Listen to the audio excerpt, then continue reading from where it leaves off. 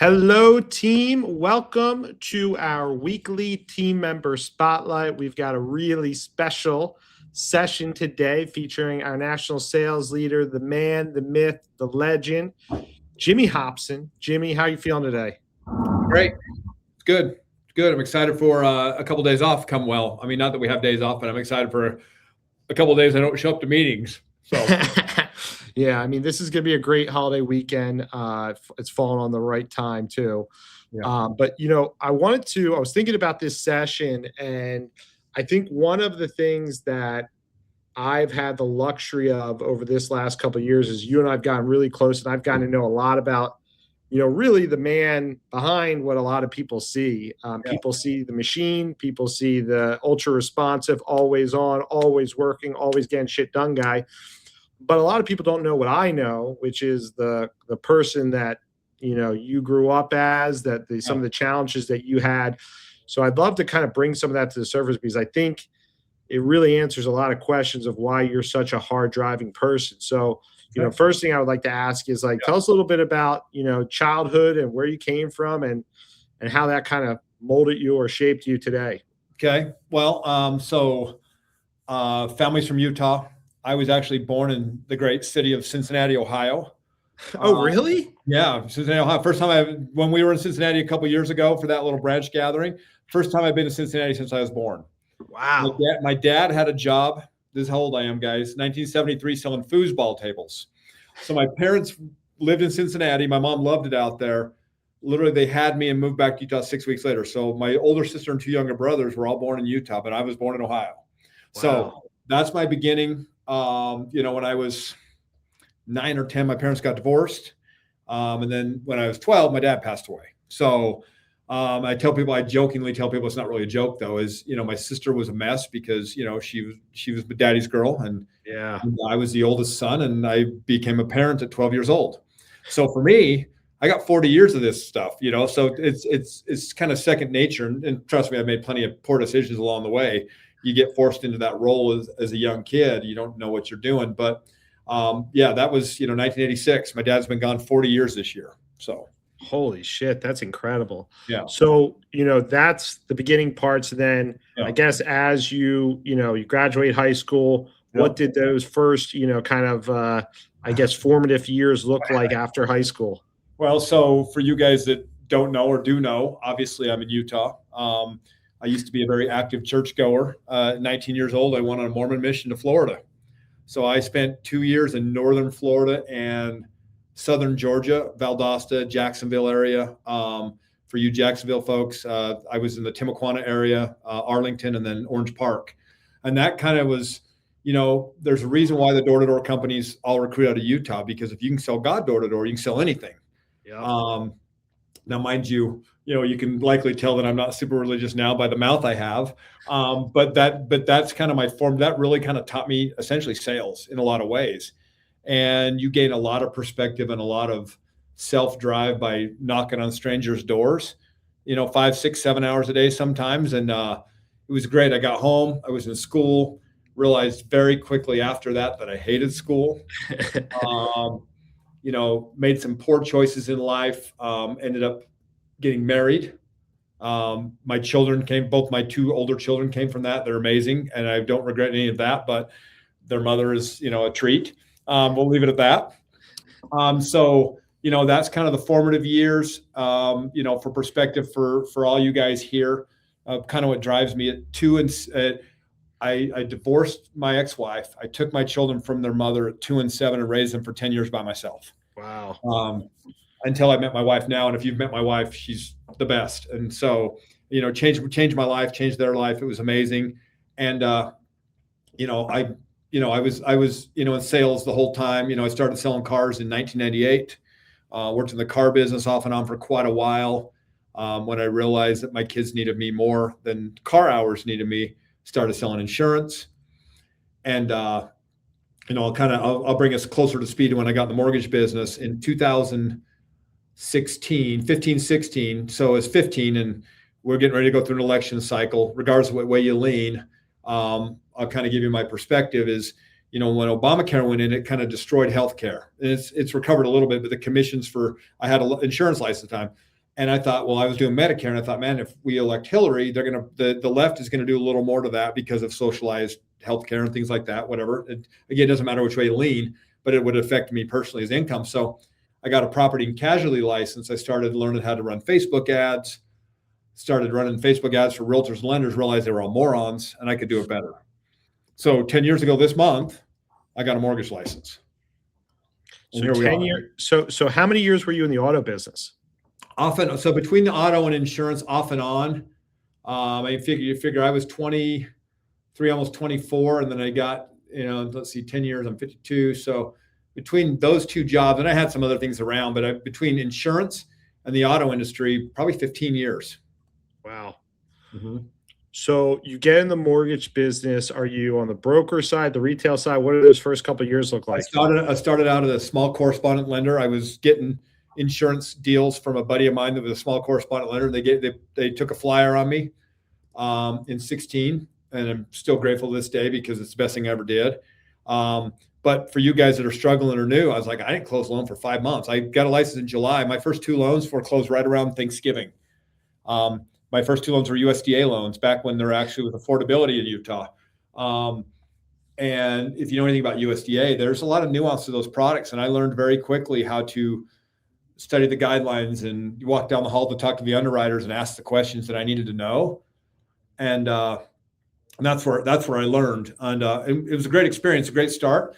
But I'm 5-6 months in, had no idea how to run AUS because we didn't have what we have in Arrive now, where you had dual AUS. You had to go run it separately through Encompass, and Encompass is terrible. It was terrible then, and that was 10 years ago. It's still terrible. Yeah. And then, I started plugging away, and then I still had my insurance license, still selling insurance at the time. I was doing it right. I was making 6 figures doing insurance. So it was a good gig, and I could kind of transition without burying myself, because this job's not an easy job to build. Right. Yeah. And so I was really part-time until 2018. And, as I started doing this, I started realizing, I actually really like this job. The money's ridiculous, if you're good at it. And so I started marketing. I really jumped heavily into VA, was part of Military Mortgage Boot Camp, learned how to market Facebook as well, through a guy by the name of Steve Green, that some of the folks on here, when they watch this, may know him. He really had kind of cracked the code on Facebook marketing. So in early 18, I went to that. And then later in 18, I went to Military Mortgage Boot Camp. So I started teaching real estate classes and VA classes.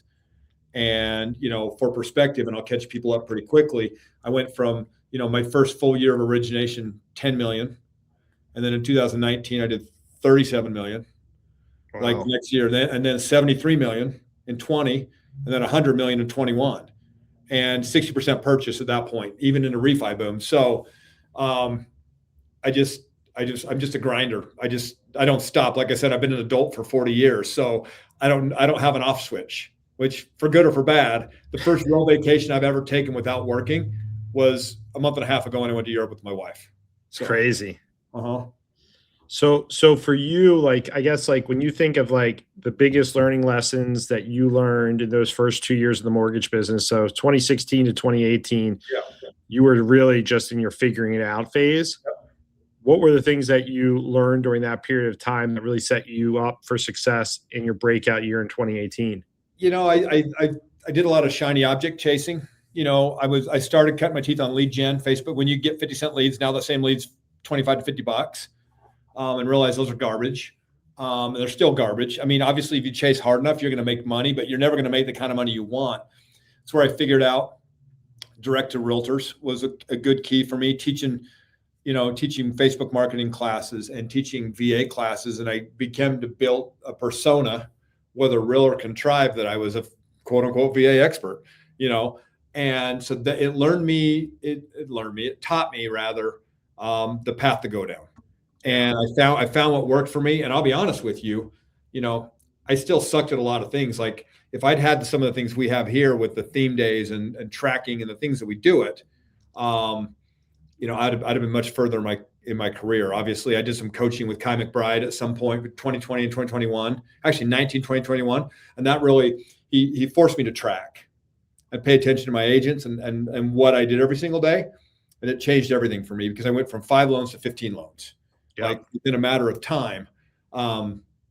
And so there's the power of coaching, obviously. So if you guys are on the fence about it, I realize that coaching's full with Elevate and those guys, but coaching is very powerful, whether you get it from your leader or for those guys.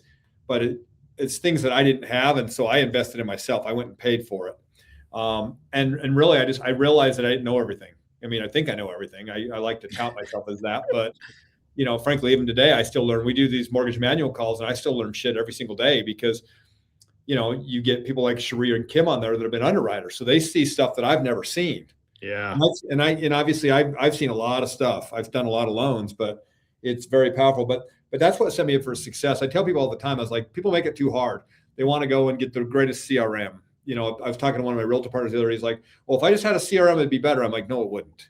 I was like, you need to go to work for one of these lead companies, one of these brokerages, these realtor brokers that give you leads, and go grind it out and make less money on more deals, and you'll be fine. Yeah. Tell me a CRM is going to save your life, because it's not, because it hasn't saved your life the last 5 years. So what for you, when you think about Jimmy in those first 2 years, what advice would you give to Jimmy in those first 2 years so he didn't chase the shiny objects, or he achieved success quicker? I wish, well, I mean, and I'll tell you when everything changed is when I found Brawl. Because I found Brawl, I realized that there was something better. I was working at another Castle and Cook Mortgage. People may have heard of them. They're out west. Yeah. I was working there because they sold me this dream that they could offer a DPA program for less. By the way, DPA sucks. I'm glad I graduated from that. I mean, not that you shouldn't do it, but you shouldn't make it the crux of your business. Yep. And I realized very quickly that there was a better path. And so I found Brawl. I remember when I first met you, you came and did lunch with a bunch of us. I'm sure you remember it because Yeah. it was Josh was there. Anthony Van Dyke. Brady, I forget, I'm talking about. Yeah. Jesse was there, Jesse Bostic. Yep. I thought, man, I saw it. I'm like, man, if I get myself in the right room, I'm going to be okay. Yep. So this is right after I joined the whole broker channel. So I reached out to a guy that done my loans when I was a kid and said, I'm thinking about changing because retail right now, I don't love it. Can you price a loan out? I priced a wholesale and retail loan out. And literally I was able to give an eighth to a quarter better pricing and a $3,000 or $4,000 lender credit back when we had margin in the stack. Yeah. The same deal that Castle and Cook was doing. I'm like, this is no fucking brainer. Excuse my language. Yeah. But I was like, I got to figure this out. So I went and joined, and then it propelled my career because then I had all the options. And I think my best advice is I found a mentor. My mentors those early days, frankly, were AEs. I had a guy that was in a couple AEs that were as good as they got, and they would tell me, well, you can do this and you can do that. Like I learned about the divorce refi early, where you could do it as a rate and term, even up to 95%. 90% of LOs in America still don't know you can do that. Yeah. But I know you can do it because I had an amazing AE, still an AE now. And he's like, well, you can do this and this. So I'd call him and pick his brain. And I'm a sponge. I'm like, I want to know because I want to make sure that someone gets to me, I can solve their problem. Right. And so to me, a mentor's key, and I think that's why this is powerful what we do here, because, the mortgage manual, you have a place to go, and that's one thing. That's why I try to be as responsive as I can, because I know how bad it sucks to be on an island. Yeah. I think one of the things that, I kind of look at is like the mindset of like I remember when we started Garden State Home Loans, one of the biggest things for me was just like we, as a broker shop, like the process of like asking AE scenarios, we learned, like we built relationships with those AEs. They became truly our partners. Like you said, like mentors, like my AEs were some of my best friends, but like we've really learned the overlays, the guidelines, the different products. They would be like, well, we can't do it on that product, but here's a product that we can do it on. Yeah. And I think that's like an important lane that like loan officers don't realize is actually critical to their success, is like the more you can become an expert at the guidelines and understanding, you don't need to have every answer, but you do have to have a process for how you get the answers. And if you have a really efficient process, whether that's, hey, once I get a scenario, like, a lot of times you and I will laugh about it because we'll see somebody ask like a very broad question. And it's like, well, hey, can we do this? And it's like, well, there's all these other factors that go into giving that answer. So for you, when you think of loan officers and you think about that part of it, like the ones that haven't got over the hump, the ones that, haven't figured it all out, like what would you recommend to them as a couple steps they could take to really get that down?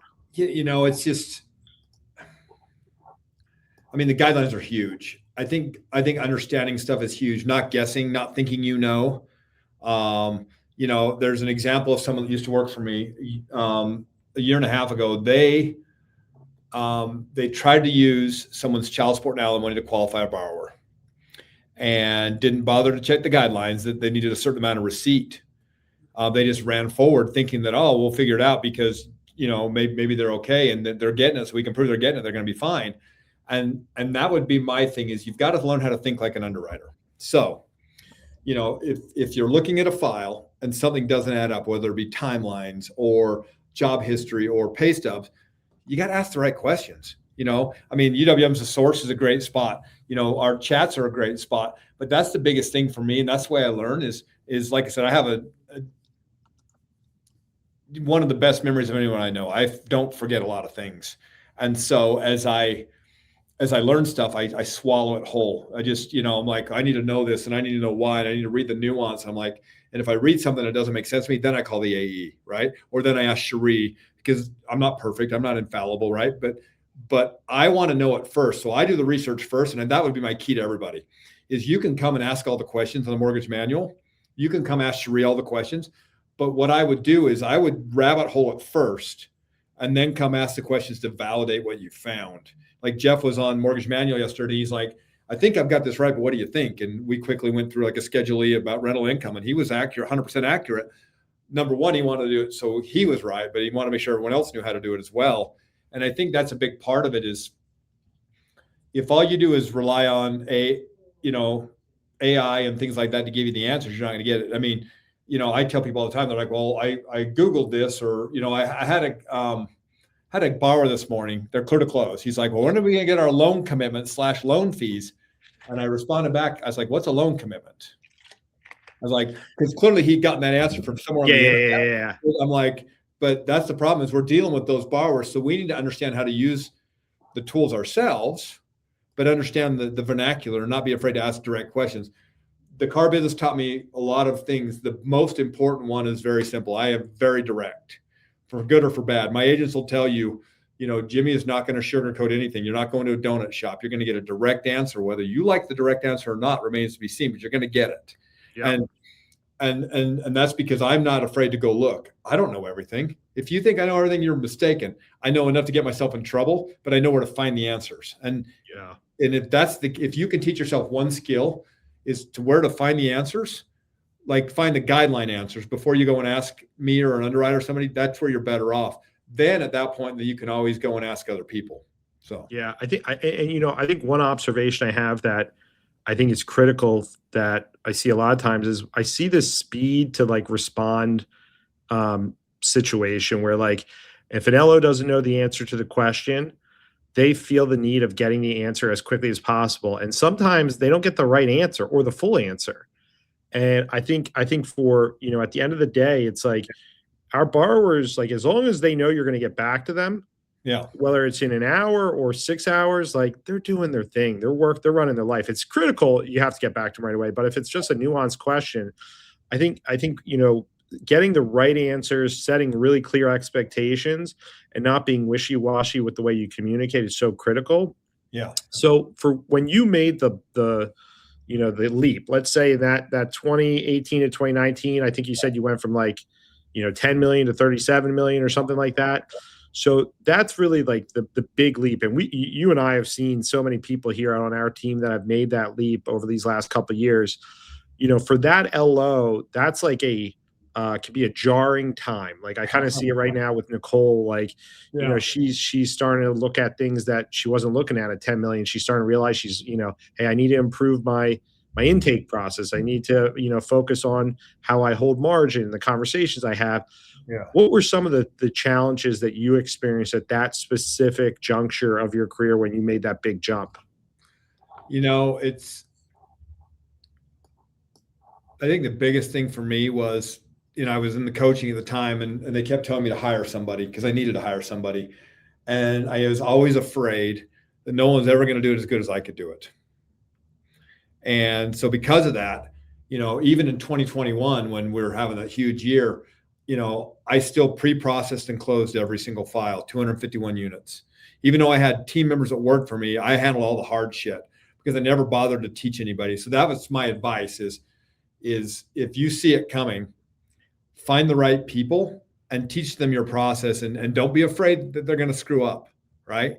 Because you're going to screw up, right? Just make sure you double check and make sure you give them the ability to double check with you. But that would be my advice. And still it took me forever, right? Because even getting over here, I didn't have an LOA until a year and a half ago when I brought Deanne back, who worked for me prior, because she was processing at the time. Because I hate to say this, and Adam and I were talking about it. I do 10 loans in my sleep by myself without any hiccups. It's become such an easy, streamlined process because I know how to package a file. And that's going to sound very trite. So apologies, guys, that I make it sound easy, because it's not. But that's the reality. And so that would be my thing, is just make sure you set up systems and processes of how you want something done. And again, that's where you're going to succeed. And it all comes down to, for an LO transitioning, because you're going to jump up a bunch. The reality of it is you've got to be prepared to be better at loans. In 2021, I closed a lot of loans, and I don't think I was very good at loans. I was very good at closing loans and figuring out ways to get loans done. But if I get a 3-week contract, I'm like, shit, am I going to be able to do this in 3 weeks? And I think I told you, I was like, now I get a 3-week contract, and I'm like, if I'm not clear to close a week before that, there's a problem. Yeah. Right? Because I know I've set people up for success. Everyone's afraid to push back on the borrower. I'm not. I'm going to ask you for every single thing, including colonoscopy, your birth certificate, your kids' middle names. I don't give a shit. I want it all, because guess what? I was like, this is what separates me. When people give me all their stuff that all the time, and my NPS score tells you all the time it's the case, all the time, people tell me that was the best loan experience I've ever had because there were no hiccups. Yep. And the team right now behind us is great. Like, every once in a while there's hiccups and things like that, but we're not asking for anything life-changing that's going to derail a loan. We're just asking for paper trails, right? Everything is buttoned up. When I put a loan at UWM and it comes out with title, appraisal, and insurance, yeah, literally I call my assistant. I'm like, great job. We kicked this one's ass. We did a good job. And that would be my thing, is get better up front at your job, get better at asking the right questions, the direct questions, and don't be afraid to ask for everything. And you will set yourself up for success. And then make sure 37 million is a lot. 73 is a lot. 100 million is a ton. Make sure that you're prepared to, hire and bring someone on. And my advice is, someone brand new is not going to necessarily help you. When you're at 37 million, you're going to be underwater with someone brand new. 10 million, different ballgame. You can train them up, right? But find someone competent that works well with you and plug them in when the time comes. And that was my biggest failure for the longest time. I finally hired people, and still I hired them and then still did all the damn work, because I was too not selfish, but I was too stupid to allow them to work. Don't do that. Yeah, that and I see a lot of people do that. But going back to your comment, I think this is a really big breaking point, that the great LOs, the ones that get over the hump and do the big volume like you master, is like really owning the upfront process. Like the LOs that really have this mindset, like there's a lot of LOs that like their goal from application is like, hey, they think it's a hot potato, where it's like, hey, I got this application, let me get it off my hands, let me toss this over to setup, let me get it into processing. And that's not the goal. That's not what the top producers do. The top producers actually sit there and they focus on gathering all the requirements. Like they really want that file to be at least 80% of requirements up front, and sometimes 100%. And the why behind it is like, the bigger the percentage of things that are going to be needed that are not there at the time of app, they just become the things that bog the client down. That's why your clients are so happy. It's like, oh, processor came back to me one time, not 5 times. So what for you, at what point did you realize like, hey, I need to own this front end process and really, get everything, because it's going to make my life easier down the line? So I used to have, I was on Calix Point when I started with the former broker that I was with, and I had pre-app 1003. And so I started building out a needs list. And frankly, it's one of those things, and this is why like the mortgage manual is important, is because what I learned over time is I started seeing holes in my game. So I started creating needs lists around what was missing. For example, VA loans. The needs, my VA needs list is going to ask for the nearest living relative. It's going to ask for childcare up front because I always didn't ask for those and I had to ask for them down the road. Now I get it up front. Yep. So I can poke holes in files, because if all of a sudden you don't ask about childcare and you're under contract and they have $1,000 childcare and they're short $300 in residual, you're kind of screwed. So I started thinking like an underwriter. I started realizing as the conditions would come out, I would look at the conditions, and I would pick myself apart. Say, look, I was like, how did you miss this? And how did you miss this? And how did you miss this? Either number one, you had to ask for that up front, or number two, you need to ask better questions when you do your intake. And so that's what I did is I still look at the conditions list and say, man, how did I miss this? Or how did I miss it? And I don't miss things like that anymore. Most of my stuff now is like sourcing gift funds or, transaction histories. Like there is very rare, unless we get an underwriter that bumps their head about variable income, which happens. I don't have income issues. My claim to fame is one loan have fallen out of underwriting in 6 years. That's incredible. One. And that was an underwriter that caused that, not me. Right? They told me they would do it and then they backed up because they shouldn't have ever agreed to do it, because there's no way they should have done it. But I was pushing because I can push. Yeah. But that's the biggest thing. And so that's what I look at is I look at files, I look at the things, man, what did I miss? What did I miss? What did I miss? And so I've trained Deanna up well enough now that she catches me on stuff, because I don't really scrub bank statements. I suck at that. Yeah. But she does. She's like, well, what about this deposit here? What about this? And a lot of times I know the stuff. Just getting out of my head on paper is what she helps me do. But that's what I would tell everybody is, as you learn and get better at this job, look at your conditions list. And when you realize, man, I screwed up because I didn't have this, or this, that's one thing. Now, if you're missing pay stubs and W-2s, you suck at your job. You need to be better, right? Yeah. Because those are the bare minimums. But if you maybe missed something because you didn't think about it, like, oh, I didn't get the terms of withdrawal for his IRA or 401k, right? Those are things you can learn and ask for down the road, right? Very simply. But that's where I cut my teeth. When I started the correspondent lender, every single file we did, no matter how good their credit was, we had to do a letter of explanation for every address and every inquiry letter and every inquiry they had on their credit. Like, so I got used to literally going into like the portal, which everyone uses the same portal, what we CIC, and literally going through the document, typing in, like, what happened here? I typed the same answer 27 times because I knew what it was, and I sent it to him for DocuSign. But it just taught me to be more meticulous and ask better questions, and that's really the key to this job. This, we can close almost every loan if you guys ask the right questions. Very simple. So Jimmy, going over this career and going back to like, the guy who became an adult at 12. Yeah. Basically, becoming a single father and raising your kids on your own, car sales, insurance sales, mortgage sales, leadership, fast forward over the course of a 50-year life, I think a lot of people, when they're in it, their perspective can get caught up on the wrong things. Sure. And you and I talk about this a lot. Oh, yeah. Now looking back as a guy that's had all the success, but also has dealt with all the struggles, the pain points, personal and in work, what guidance would you give to our LOs to sit there, or just everybody in general, to sit there and say, hey, like, this is the mindset I have today about the way I lead my business and the way I pick my partners and the clients that I work with and don't work with? It's funny because, early on, I started doing Facebook lead gen because, my mom's a realtor. She's been a realtor since the early 80s. I freaking hated realtors because they were, I mean, just like now, they make 150 grand a year. They think they're ballers, right? And they're very aloof and that, and I hated them. But I realized, like, I need to find people that align with me. Now, I wasn't fully in alignment with myself, and that's fairly new, but I found people that resonated with me, that were big into what I wanted to do, VA, things like that, and started teaching them. And I found great partners, and started choosing correctly. But really, my real epiphany in mortgage has been the last 2 years, because number one, I realized I'm not great at asking for referrals. Number two, I wasn't physically where I needed to be, right? I mean, and I know we're all on a big health kick. People that don't know, that are fairly new here, I mean, my heaviest has 260 pounds. And probably when I started this almost 2 years ago, I was 251 pounds and now I'm like 195, 196. Like Yeah. a bunch. I weigh less than I weighed 30 years ago when my son was born, before my son was born. And I think a lot of my mindset is just, I've really focused and I've really shifted everything I look at. And, you know, someone asked me the other day, realtor partner, he's like, well, what about your time with your family? You know, cause he's not making any money. I'm like, bro, I was like, here's the thing.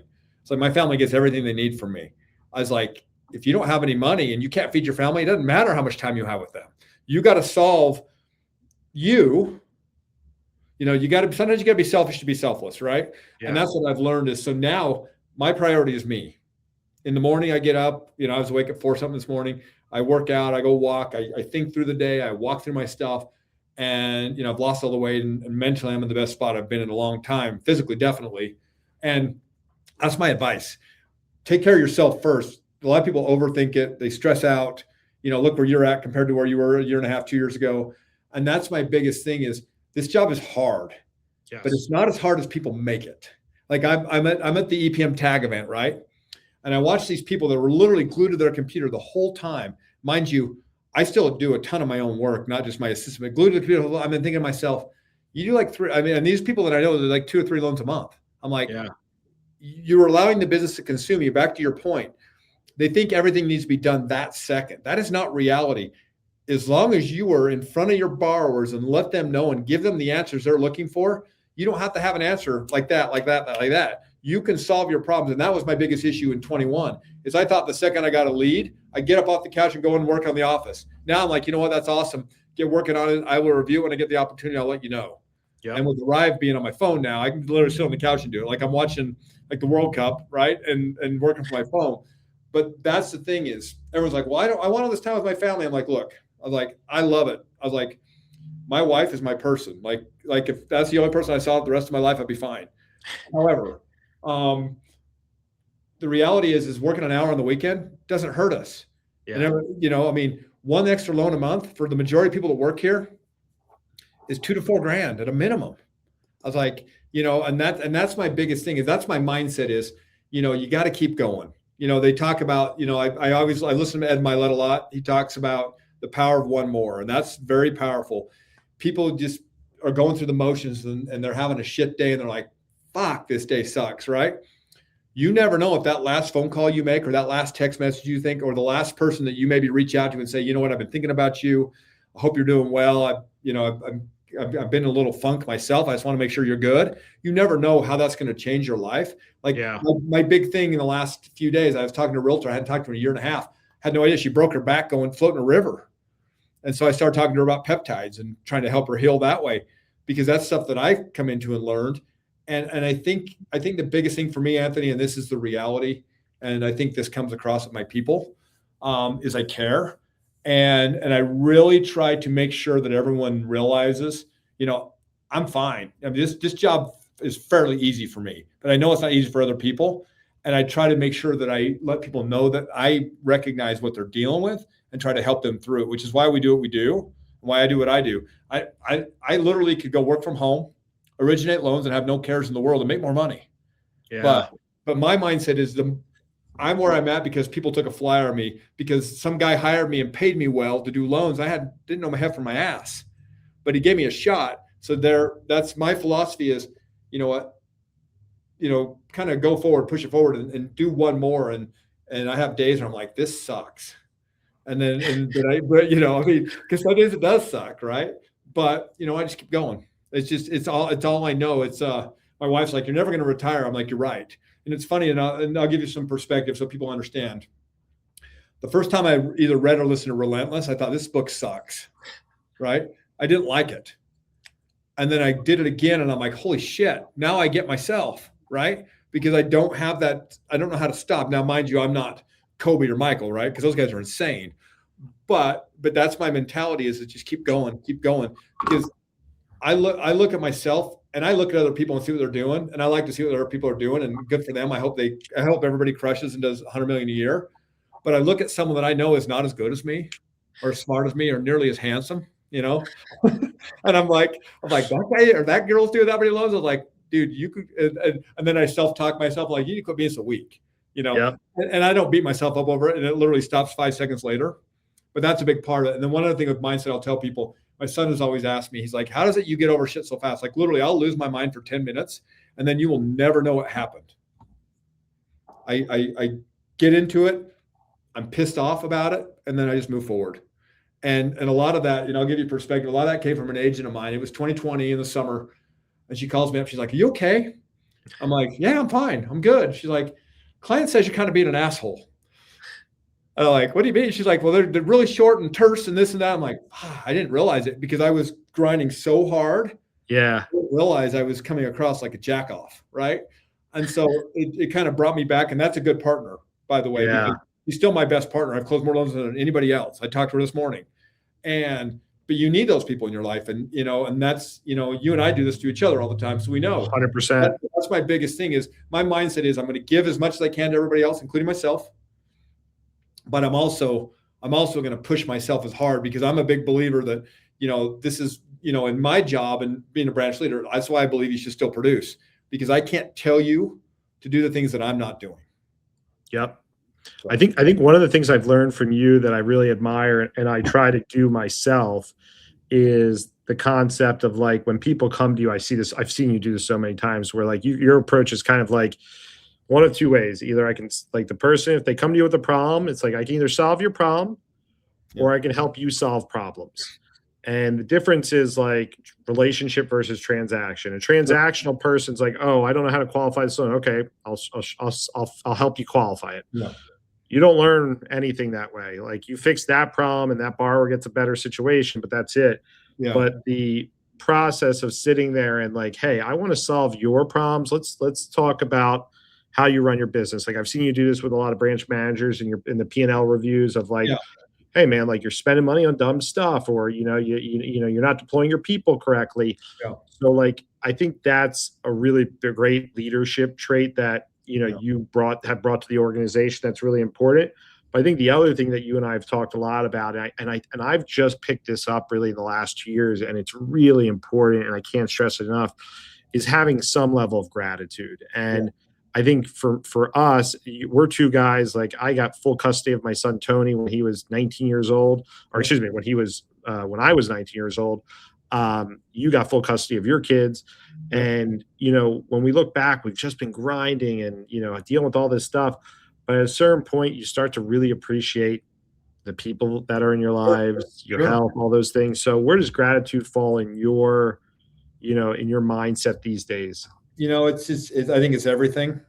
Sometimes I'm not as grateful. Sometimes I don't present it as well as I should for myself. But I tell my wife all the time,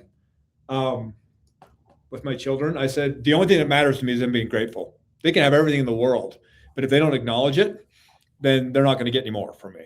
Because it really, they talk about your 5 love languages for you ladies that have read the book, right? Gratitude is my love language. I tell people all the time, I was like, I'm sending this shit out to you guys at the org. I was like, but I need to know you're actually seeing it. I was like, if you don't acknowledge it, I'm going to stop sending it. Because that's what I care about. If I'm doing this for you, and not that's, basically that's my pay for it. I want to know, because I'm grateful for the things that I've been taught, right? I'm grateful for the lessons in life. I want to know that people appreciate the things that are being done. That's it. I don't need money for the shit I do, but gratitude is a huge deal. So I try to teach my kids to be grateful, and it's hard because they're teenagers, and some of them, and it's the 2 youngest are what it is, and it's like I tell my wife all the time. I was like, I love my children. I was like, but if they don't start acknowledging the shit they have, I'm cutting them the fuck off.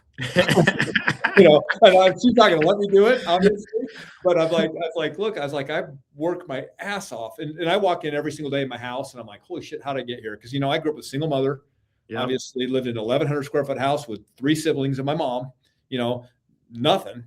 Basically lived on church welfare for a good portion of my 10, 11, 12 years old in that area, and so I'm grateful for everything. And don't get me wrong, I have some awesome shit, but I work my ass off for it too. And so I'm grateful that I have the ability to do that.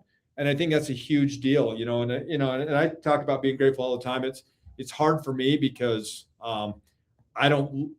as much as I love acknowledgement, I don't like it at the same time, because sometimes you feel like, oh shit, it's like it's hard to hear, but I try to be as grateful as I can, for the things I have, because I realize in this world, That's one of the biggest things that's missing, is there's a real detachment from people. And I think this business is powerful. And so that's my big thing is I want people to know that I am grateful for them showing up. I'm grateful for all the things they do, because it impacts my life too. Just as much as I may be impacting them, they're impacting me. So Yeah, I think one of the things I've learned is, like, in the absence of gratitude, there's entitlement. And entitlement is the single worst trait I can observe in a human being. If I see entitlement, I'm going to run from you. I'm going to run really far from you. It really is. There's a handful of things, but that when people are negative or entitled and they think they're owed something they're not owed, I was like, yeah, we may not be having a conversation again. Like, even with clients, if they give me that kind of thing, like they think they're owed something, I'm like, I'm the wrong guy for that. So, yep. So last question here that I'll put out there. I've asked this to everybody that has been on our weekly team member spotlight.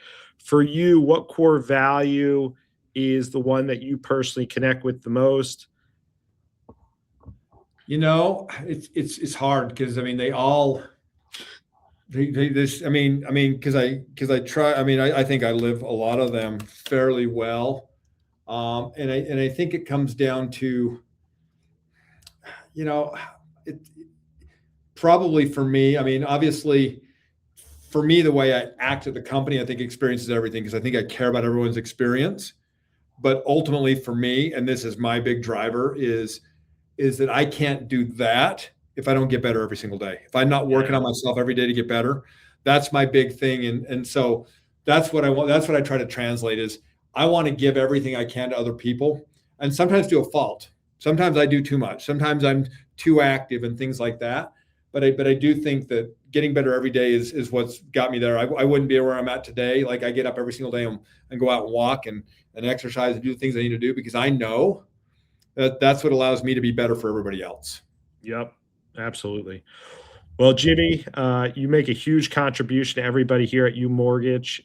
We wouldn't be where we're at today without you, and I certainly would not be where I'm at without you. So grateful for everything you do, and this has been an awesome team member spotlight. I hope everybody has an incredible, happy holiday weekend. Hopefully, Jimmy, you're going to get some relaxation. And I'm going to sit by the pool with a smile on my face. Nice. So, yeah. All right, everybody. Have a great day, and thank you for tuning in this week. Hi, guys.